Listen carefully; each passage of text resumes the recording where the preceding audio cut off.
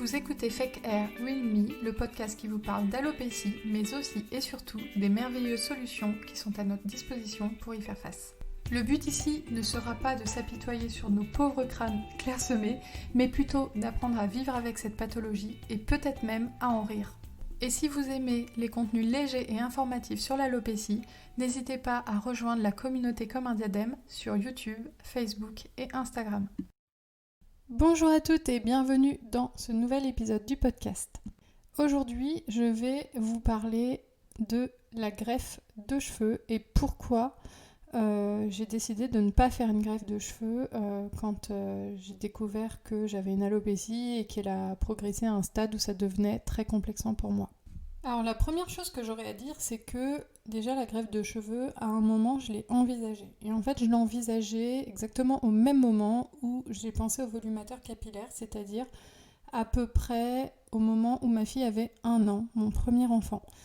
Donc je devais avoir autour de 30 ans, donc j'avais accouché 1 an avant, et c'est vrai que avec l'accouchement, tout ça, l'âge avançant, j'avais une alopécie qui devenait vraiment très complexante. Je commençais à avoir des regards des collègues, je supportais plus de me voir en photo, je supportais plus de me voir en photo avec ma fille, enfin bref, toutes ces choses-là, j'en ai déjà parlé dans d'autres épisodes ou même vidéos sur YouTube.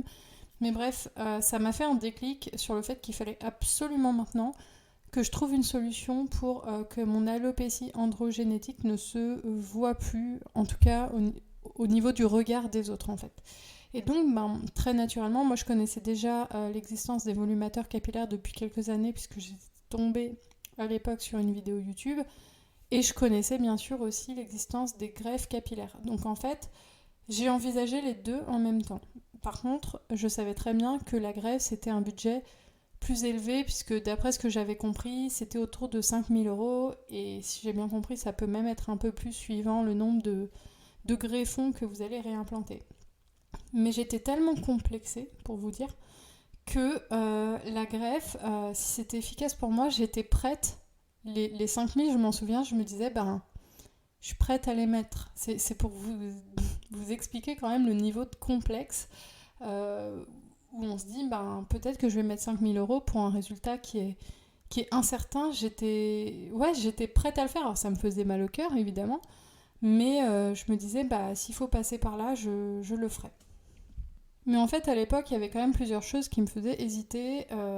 Et la principale, c'est que je lisais un peu partout que la greffe capillaire chez la femme, c'est assez compliqué parce que, contrairement à l'homme, on n'a pas une couronne de cheveux qui est intacte.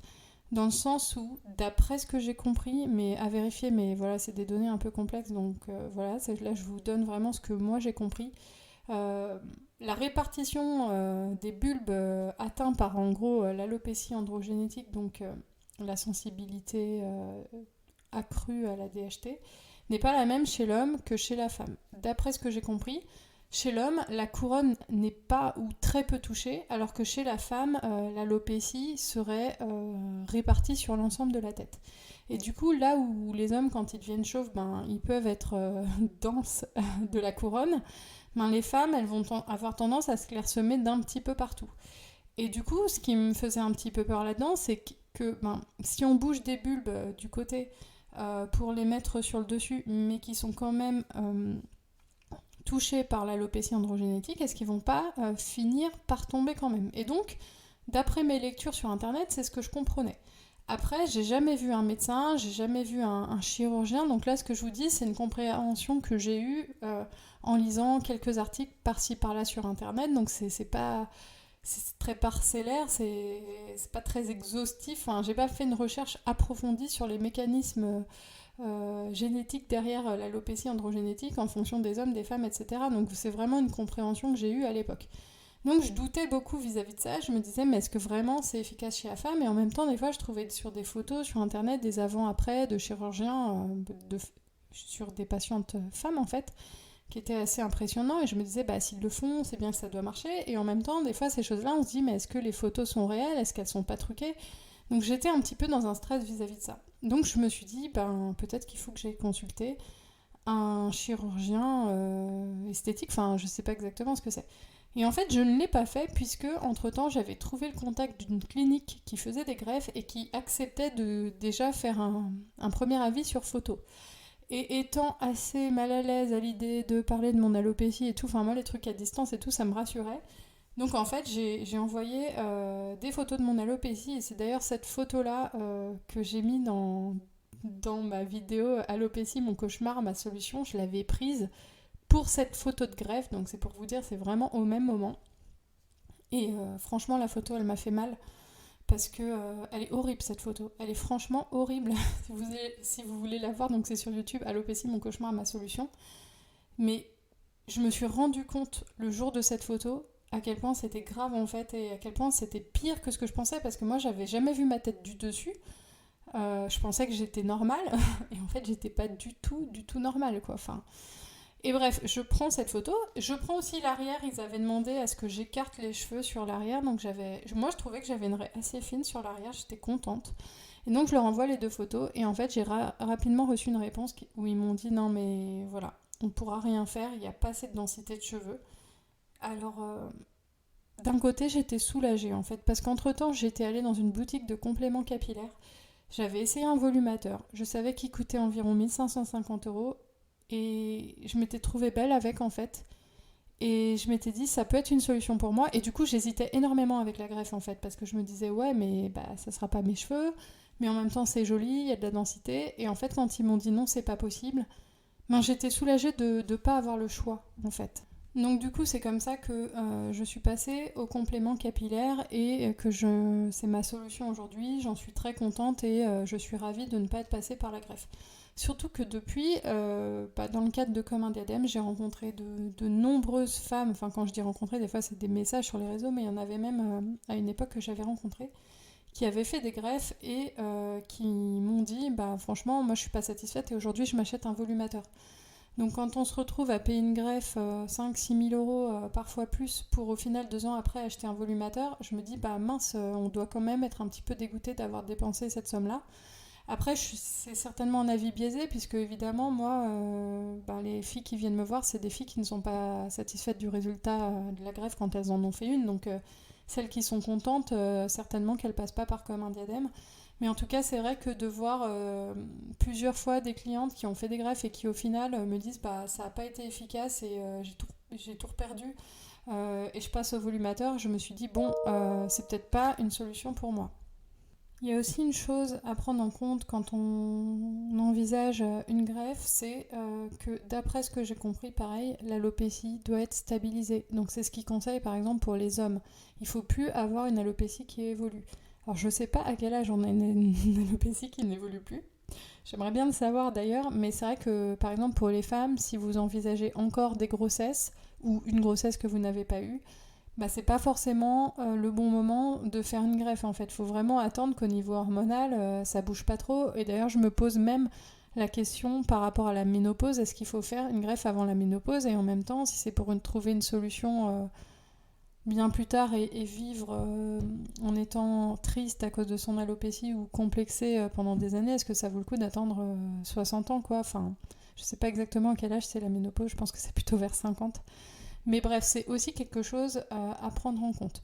Sur les réseaux, il y a souvent des gens qui ne connaissent pas mon parcours, etc., qui tombent sur mes vidéos, l'alopécie, cauchemar solution, tout ça, et qui me disent « Oh là là, mais t'as qu'à faire une greffe en Turquie, ça coûte 1 500 €, etc. » Alors le taka faucon, j'adore. Surtout que dans cette même vidéo, j'explique pourquoi j'ai pas fait de greffe. Donc la fille qui se plaint en podcast, mais c'est vrai que c'est assez agaçant de recevoir des conseils de gens qui n'écoutent même pas la vidéo jusqu'au bout. Mais là justement, je sais pas ça que je voulais dire. Je voulais revenir sur le fait que faire ce genre de choses dans un autre pays, voilà, moi je conseillerais pas parce que en cas de problème, en cas d'infection, n'importe quoi, enfin c'est sûr, hein, on économise les frais, on économise tout ça. Mais en cas de problème, et là on parle quand même d'une intervention importante, enfin je veux dire, c'est quand même un médecin qui fait ça, il peut y avoir une infection, il peut y avoir n'importe quoi. Le jour où il y a un problème et que c'est en Turquie, il n'y a plus aucune protection, donc moi je conseille pas forcément de passer par là, même si c'est 3-4 fois moins cher. Si c'est plus cher en France, c'est peut-être pas pour rien non plus en fait, c'est qu'il y a des assurances, c'est qu'il y a beaucoup de choses Et aller à l'économie, c'est bien, mais sur des opérations ou sur des choses comme ça, je ne conseille pas. Maintenant, si vous envisagez la greffe, les conseils que j'aurais à vous donner, c'est de ne pas vous contenter de ne voir qu'un médecin, chirurgien, esthétique, etc. Je ne sais pas exactement le terme, c'est dermatologue, chirurgien, etc. Mais d'en voir au moins 2. Parce qu'en fait, il y a des très bons médecins qui vont parfois être capables de vous dire « bah non, je peux rien faire ». Et si vous avez un même médecin à côté qui est sans scrupule, il va être capable de vous dire « ah si, mais c'est bon, c'est possible », alors qu'en fait, il sait très bien que ça tiendra pas. Donc en fait, pour être sûr que la greffe a un intérêt pour vous, parce que peut-être que c'est possible, ça dépend peut-être des femmes, etc. Moi, je vous ai dit, je suis pas spécialiste de ça. Mais ce que je ferais si moi j'étais dans une situation où la greffe était possible pour moi, c'est que je m'obligerais à en voir au moins 2, sinon 3, pour être sûr que les 3 me disent oui, c'est possible et oui, ça a un intérêt dans votre cas. Parce que si c'est pour claquer 5-7 000 euros et au final avoir un résultat qui tient pas, en plus avoir peut-être éventuellement des douleurs, une cicatrice à l'arrière du crâne et tout. Moi j'ai des clientes qui m'ont dit qu'elles avaient encore des douleurs aujourd'hui, elles ont plus la même sensibilité à l'arrière du cuir chevelu, c'est des bulbes qu'on enlève et qu'on place ailleurs. C'est pas une décision qu'on prend à la légère et je pense que voir 2-3 médecins, c'est pas de trop en fait.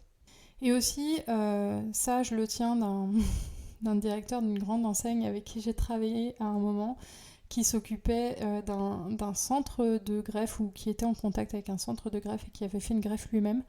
Ce qu'il m'avait expliqué, c'est que en fait la greffe c'est bien pour les hommes parce qu'en fait les hommes ils cherchent juste à cacher leur alopécie, mais ils cherchent pas à retrouver de la densité en fait. Ils cherchent juste à masquer leur crâne clairsemé en gros. Mais une femme c'est différent. Ce qu'elle cherche souvent, c'est vraiment avoir une belle chevelure. Alors ça veut pas dire qu'on veut devenir Sue Hélène, avoir une chevelure incroyable. Je sais pour discuter avec les clientes ou futures clientes de Comme un Diadème que la plupart, elles veulent au départ le moins de cheveux possible. Mais globalement, souvent les femmes, ce qu'elles recherchent, c'est de la densité. Et en fait, la densité que vous obtenez quand vous mettez un volumateur capillaire, c'est-à-dire une densité normale, vous ne la retrouverez jamais avec une greffe. Parce qu'en fait, une greffe, et une cliente un jour qui m'a dit ça, je crois, c'est déshabiller Paul pour rhabiller Jacques. Ouais, c'est ça l'expression. En gros, on va vous prendre des cheveux à l'arrière et on va les replacer sur le dessus, par exemple. Mais en fait, si vous avez une petite queue de cheval pourrie, désolée de dire ça, mais moi, ma queue de cheval, elle est pourrie, donc je me permets de vous le dire. Si votre queue de cheval, elle est toute petite et qu'elle n'est pas dense, si vous déplacez les bulbes, vous aurez toujours une petite queue de cheval pourrie, en fait. Et en fait, il ne faut pas s'imaginer que c'est un peu comme la... Comment ça s'appelle j'ai une chute... j'ai un trou de mémoire, mais vous savez, le truc où, en gros, on vous tatoue le cuir chevelu. C'est pareil, en fait. Ça va faire une illusion d'optique, mais ça va pas vous ramener de la densité.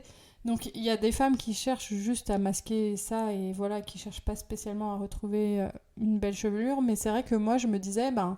franchement, si c'est pour payer 5 000 euros mais avoir toujours une queue de rat, je préfère en payer 1 500 et avoir une belle chevelure. Alors c'est sûr que le soir, il faut accepter de retirer le volumateur. On reste avec notre alopécie.